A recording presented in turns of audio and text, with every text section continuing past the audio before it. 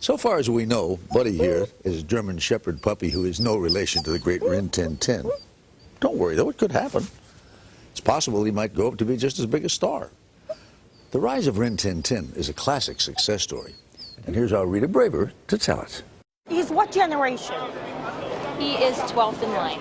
Meet Rin-Tin-Tin, the 12th, spokesdog for the American Humane Association, who recently presided over the ringing of the closing bell at the New York Stock Exchange. And if he seems at home with the cameras and the attention, it's no surprise. This Rin-Tin-Tin is heir to a dynasty of celebrity canines. After all, a lot of us still remember the adventures of Rin-Tin-Tin on TV back in the 1950s and 60s. Yo, Rinty! Yo, Rinty. The number of people who declared Yo, Rinty, which was the sort of signature phrase of the TV show, was heartening. Heartening enough to inspire Susan Orlean to write a whole book about the legend of Rin-Tin-Tin. I think he's a wonderful symbol of something innocently heroic, a living being who has embodied qualities that we have always thought of as American, of being independent, of being tough and brave. It's a story that may surprise you. Did you know, for instance, that the first Rin-Tin-Tin was a star in silent movies in the 20s, celebrated as an athlete and an actor? He had an incredibly expressive face. If you see any of the old movies or even the photographs, he manages to convey something very intelligent and very profound.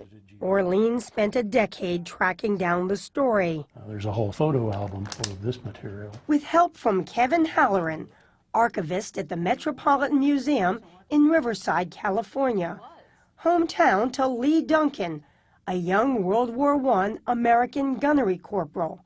There's Lee. They're still in France at that time. It's the puppy.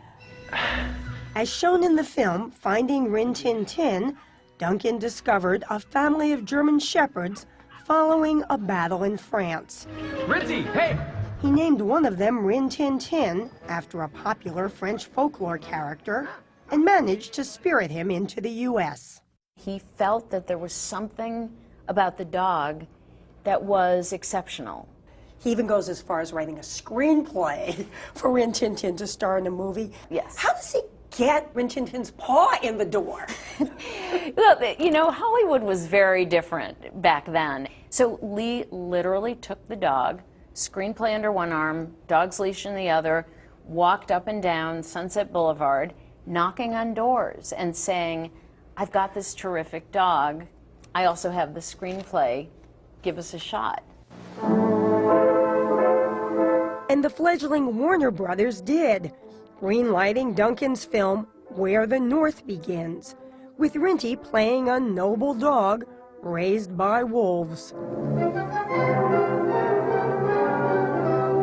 The critics and the audience raved.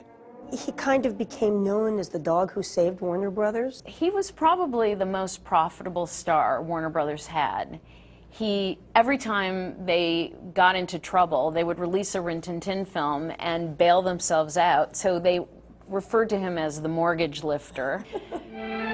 You're watching the canine celebrity who earned $300,000 for his master in movies like $1 Million Collar, Tiger... At one point, Rinty was said to be getting 50,000 fan letters a month. He and his mate were written about as a Hollywood couple. Mr. and Mrs. Rin-Tin-Tin staying in the bridal suite. In one case, Nanette is supposedly interviewed saying she's going to give up her acting career until the puppies are older. And this was all written with a very straight face. But when talkies came in, like a lot of other silent film stars of his day, he was fired. Warner Brothers sent Lee a letter saying, we won't be needing Rin-Tin-Tin's services anymore because, as everyone knows, dogs don't talk.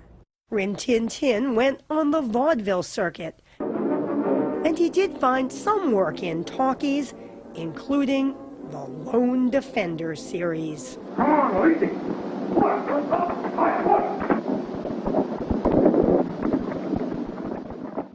When Rin-Tin-Tin died in 1932, it was big news, but not the end of the Rin-Tin-Tin saga, as far as Lee Duncan was concerned.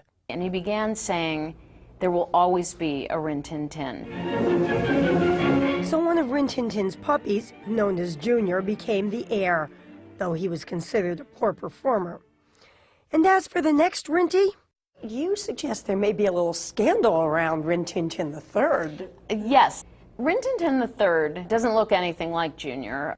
But direct lineage or not, Rin-Tin-Tin III enlisted in the Army in World War II. And apparently the harness, the saddlebag, it was all designed and made just for him to use. Exactly. And in fact, he was an important symbol for the Army at a time when American pets were being recruited for the U.S. military's first Canine Corps.